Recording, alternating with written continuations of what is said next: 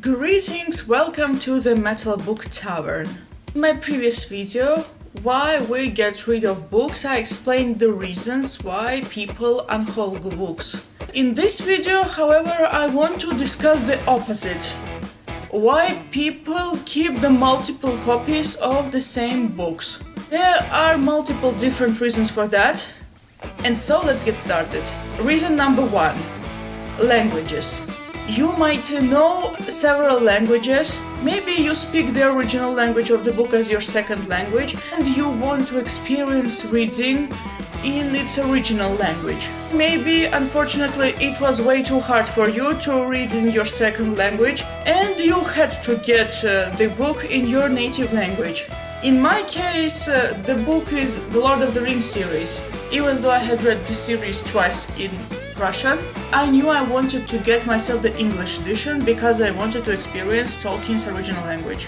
I also have The Handmaid's Tale in both languages, and then there were none. The book I had to give up and read in Russian was A Fever Dream by George R.R. Martin. Couldn't read that one, it was too hard. And the book I want to read in English is Good Omens by Terry Pratchett and Neil Gaiman. Second reason, the edition you own is either in paperback or hardcover and you want yourself the opposite. Sometimes the first edition of the book that you buy isn't the edition you want. Maybe you don't like paperbacks, or maybe the hardcover is too huge for you and you go for the opposite. I want to get the Graveyard Book by Neil Gaiman in hardcover. I don't have it right now. And this edition, this very small, thin paperback, I would unhaul. Because I saw a very beautiful edition in Russian, it's beautifully illustrated by Chris Riddle, and it's hardcover, and it's quite big, and so I'd love to get myself that one. This book is on writing by Stephen King. However, I'm showing this to you because I like the Graveyard Book. This edition, whether I get the hardcover or not, this is staying. The cover is too thin, it's old, it's a paperback, but I love this edition all the same. I like this edition for some reason, probably because I like the cover, it just looks so good. Reason number three, fixed mistakes. Maybe the first edition of the book contained mistakes, maybe grammar mistakes, editing mistakes, or it's a part of the series, the first part of the series, and it contained information that contradicted the later books or something like that. When I got myself The Dark Tower by Stephen King, he mentioned that the version I'm holding in my hands is the fixed version. It's not the original that he published back in the early 80s. Most obvious example, for me at least, is this Russian edition of Wheel of Time. This is the first book, Eye of the World. I never read Wheel of Time before I got myself this book, but this edition states that the text in this book is edited and fixed.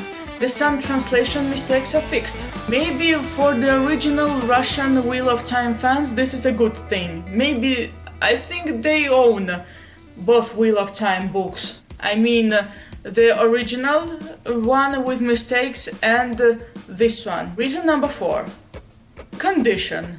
Probably you own a few copies of the same book because the original copy of the book is in terrible condition. In my case, it's the first Twilight book by Stephenie Meyer. I had the first one, and it was in a good condition until I lent it to my friend. And she returned it in horrible condition. I hated it. But instead of purchasing the book again, I gave away Twilight book to her. While I read these books and watched these films back in the day, like many other people from my generation, I quickly got over Twilight. I've never been a die-hard fan of Twilight anyway, and my friend enjoyed it more, so I gave it away. Reason number five, adaptation. Probably the very first edition of the book that you owned was an adaptation.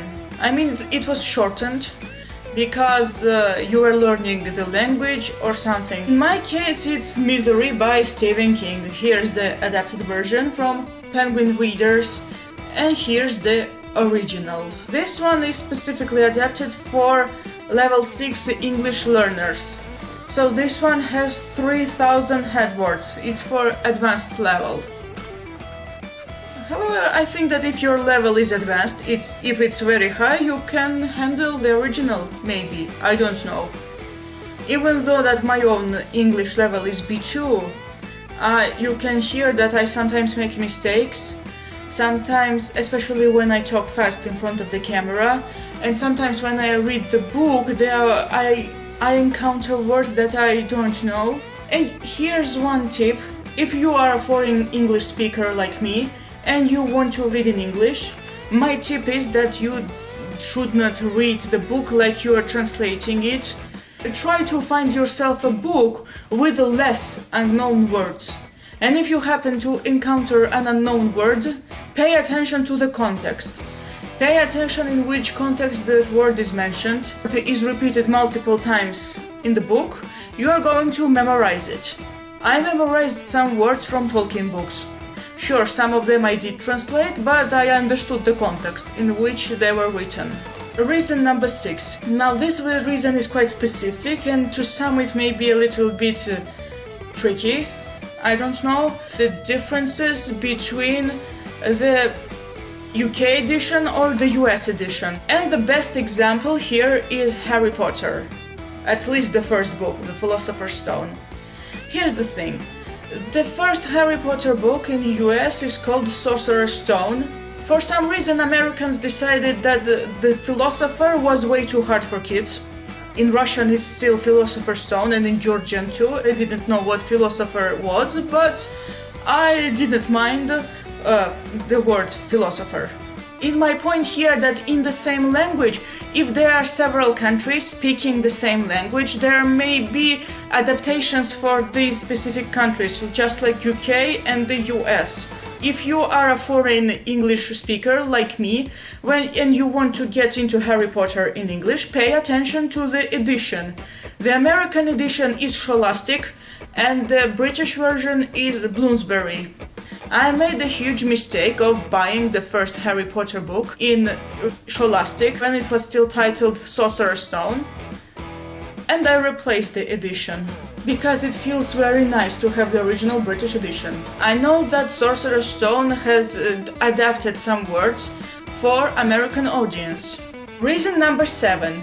It's the series. Maybe you have a multiple book series for like Wheel of Time or Harry Potter or else. One or two books are in different edition, and you want them to be in one edition, or even worse, you have one book containing multiple volumes of the series, but not the rest. In my case, it's Chronicles of Narnia by C.S. Lewis. This one has only 4 books in the series, and this one contains all of them. I am not getting rid of this edition yet. Let it stay. You know the most offensive part? After I bought myself this edition, I found the remaining 3 books in one volume in a shop, and it was much cheaper than this one. To be honest, I nearly cried in the shop. But on the other hand, this edition is wonderful, love it very much, and I love that I have all 7 books in one volume, so it's not that bad. Reason number 8. This is a special edition of the book. Maybe it has an autograph of the author, or maybe it's designed specifically for anniversary or something. Personally, I don't have such book, but I get why people would want to get themselves some special editions. Reason number 9. The new edition is too beautiful to resist it. Let's confess, we all bought at least one book in our collection because we loved the cover. To be honest, one of the main reasons I decided to read Wheel of Time because I loved this cover. And now reason number 10. All of the above, combination of some. Yeah, some reasons may be combined. Can't say anything else about it. Anyway, that's all. Thank you so much for watching. I hope you enjoyed this video.